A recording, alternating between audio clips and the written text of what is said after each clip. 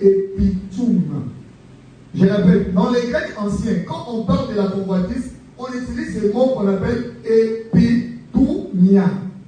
Épitoumia, c'est le mot grec qui nous permet de traduire en français convoitise. Alléluia.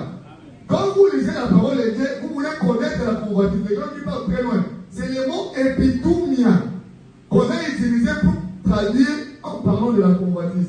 Quand on parle du mot épitouma, écoutez-moi très bien. Le mot épitoumia signifie quoi? Le mot épitoumia signifie un désir intense. Quand on parle du mot épitoumia, cela signifie quoi? Un désir qui est très fort. Un désir qui est dévorant. Un désir qui est puissant.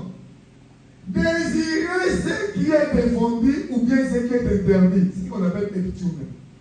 Alléluia.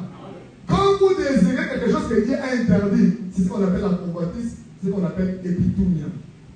Ce que Dieu interdit et que vous avez envie de posséder, c'est ce qu'on appelle en français convoitise. Quand vous voulez désirer ce que Dieu interdit, c'est ce qu'on appelle la convoitise. Est-ce que quelqu'un me comprend? Alléluia.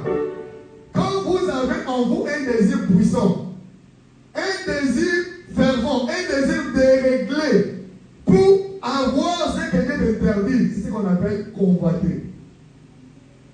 Est-ce que quelqu'un me comprend? Je peux avoir son meilleur amen. Amen. Hein? Donc, comme nous lisons dans la parole